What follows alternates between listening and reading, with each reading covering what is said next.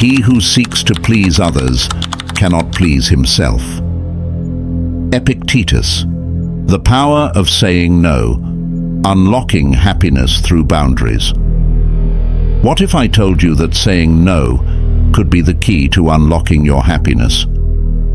Imagine a life where you're not constantly exhausted, overwhelmed, or resentful. That life is within your reach, and it all starts with learning to set healthy boundaries.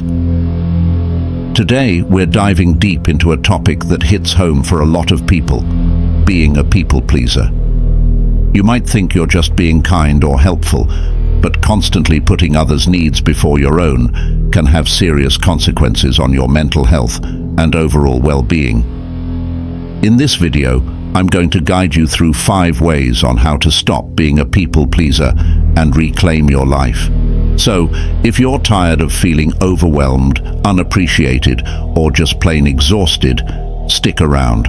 Make sure you watch until the end, because the last one might just be the most important. Number 1. Understanding the root cause. Let's start by digging into what it really means to be a people pleaser. At its core, people-pleasing often stems from a deep-seated need for approval or fear of rejection. It's about wanting to be liked, avoiding conflict, and maintaining harmony at all costs, even when it's at the expense of your own well-being. This behavior might have roots in your childhood. Perhaps you were the good kid, the one who got praised for being obedient, polite, and accommodating. Over time, you learned that being agreeable earned you love and attention, so you carried those behaviors into adulthood. But what happens when you're constantly bending over backward to make others happy? You lose sight of your own needs and desires. Understanding the root cause of people-pleasing is crucial. You can't change a behavior if you don't know where it comes from. Start by reflecting on your past experiences. When did you first feel the need to please others? What situations trigger this behavior in your current life? Is it at work, with family, or in social settings? It's also important to recognize that people-pleasing isn't just about being nice. It's often a form of self-protection. By keeping others happy, you avoid conflict, rejection, and the discomfort that comes with standing up for yourself. But while this strategy might keep the peace in the short term, it takes a significant toll on your mental and emotional health in the long run. Take a moment to ask yourself, am I doing things out of genuine desire, or am I driven by the need to please others? This kind of self-reflection is the first step toward breaking the cycle. Number 2. The cost of people-pleasing. Now that we've identified the root cause, let's talk about the cost of being a people-pleaser. On the surface, it might seem like you're just being a good person, someone who's considerate and caring. But underneath, there's a price you're paying for always putting others first. Constantly saying yes when you really mean no can lead to burnout, resentment, and even a loss of self-identity.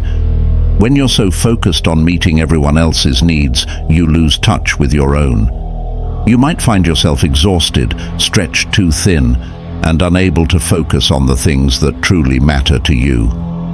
One of the biggest dangers of people-pleasing is that it can lead to resentment. You might start to feel bitter toward the people you're trying to please, especially if they don't seem to appreciate your efforts. Over time, this resentment can erode your relationships and your sense of self-worth. There's also the risk of being taken advantage of. When people see that you're always willing to go the extra mile, they might start to rely on you more and more without considering the impact on you. This can create an unhealthy dynamic where you feel obligated to keep giving, even when you're running on empty. And let's not forget about the impact on your own goals and dreams.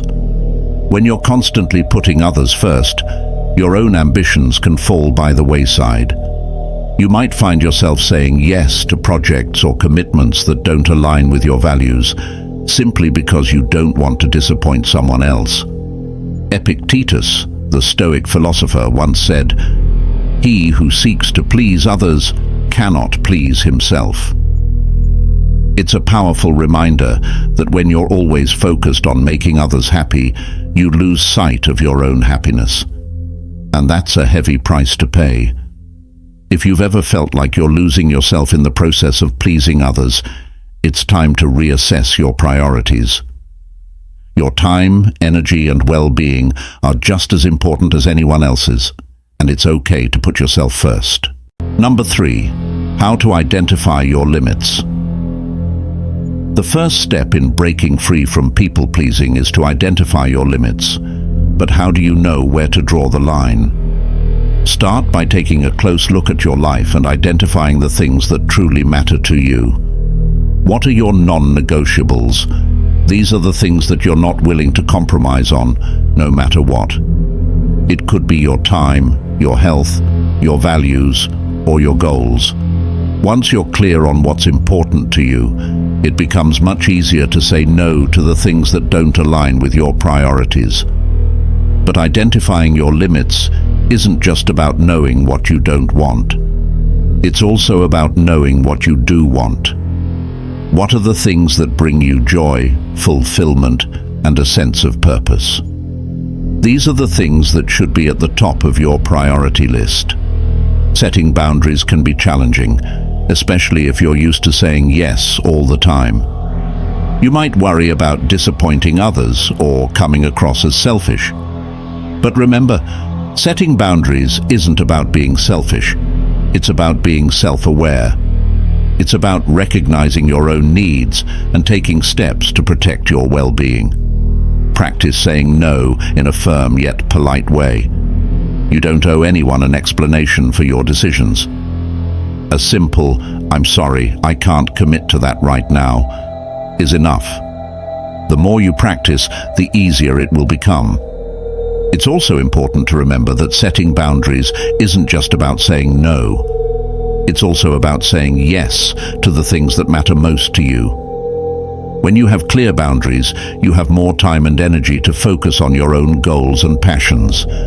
Take a moment to think about where you need to set boundaries in your life.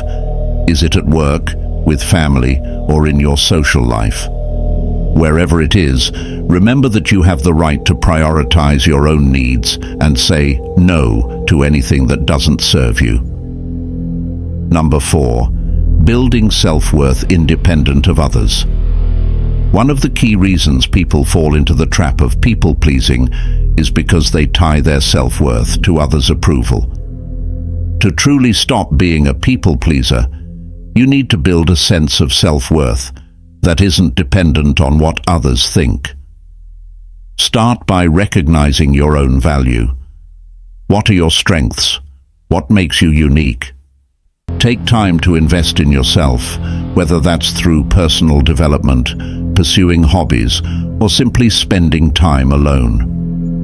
The more you focus on your own growth and happiness, the less you'll feel the need to seek validation from others. It's also important to challenge the belief that you need to be liked by everyone. The truth is, no matter how hard you try, you can't please everyone, and that's okay. In fact, trying to please everyone often leads to losing yourself in the process. Instead of seeking approval from others, focus on being true to yourself. The right people will appreciate you for who you are, not for what you can do for them. Building self-worth also means setting boundaries with yourself. Stop negative self-talk and start practicing self-compassion. Treat yourself with the same kindness and respect that you would offer to a friend. Remember, you are enough just as you are, and you don't need anyone else's approval to validate your worth. Eleanor Roosevelt once said, "No one can make you feel inferior without your consent." This quote is a powerful reminder that your self-worth comes from within, not from what others think of you. Don't give others the power to dictate your worth. Instead, focus on building a strong sense of self that is independent of external validation. As you work on building your self-worth, you'll start to notice a shift. Not just in how you feel about yourself, but in how others treat you. When you respect yourself, others will too. And when you no longer need others' approval to feel good about yourself, you'll be free to live life on your own terms. Number 5. Practical steps to stop people-pleasing.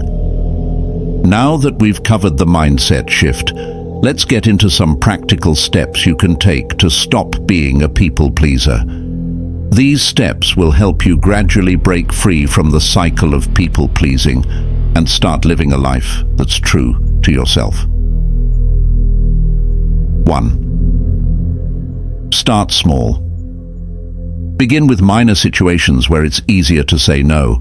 This could be turning down an extra work task, declining a social invitation, or simply voicing your opinion when you disagree. The more you practice in these smaller situations, the more confident you'll become in setting boundaries in bigger ones. 2. Delay your response. If you're not sure how to respond to a request, take time to think about it. You don't have to give an immediate answer. Say something like, "Let me get back to you," and use that time to evaluate if it's something you really want to do. This gives you the space to make a decision that aligns with your values and priorities. 3. Practice self-care. Regularly check in with yourself and ask, "How am I feeling?" If you're drained, stressed, or overwhelmed, it's a sign you need to pull back and prioritize your well-being. Self-care isn't just about taking a break or treating yourself. It's about making choices that support your overall health and happiness. When you're well-rested and emotionally balanced, you're in a better position to make decisions that are in your best interest. Seek support. Surround yourself with people who respect your boundaries and encourage you to stand up for yourself. It's easier to change when you have a supportive network. Share your goals with trusted friends or family members and ask them to hold you accountable. Sometimes just having someone in your corner can make all the difference. Reflect and adjust. As you start setting boundaries and saying no more often, take time to reflect on your experiences. How does it feel to put yourself first? What challenges are you facing? What's working well and what needs to be adjusted? This reflection will help you fine-tune your approach and continue growing in your journey towards self-empowerment. Remember, change doesn't happen overnight. Breaking free from people-pleasing is a process, and it's okay to take it one step at a time. The important thing is to keep moving forward, even if it's just a small step each day. So there you have it. How to stop being a people-pleaser and start living life on your own terms. It's not about being selfish. It's about finding balance and ensuring that your own needs are met just as much as anyone else's. Remember, saying no isn't a rejection of others. It's an affirmation of yourself.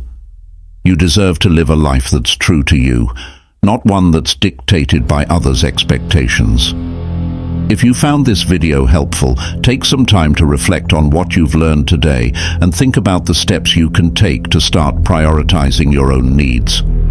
Share your thoughts and experiences in the comments. I'd love to hear from you. Until next time, take care of yourself and remember, you're worth it.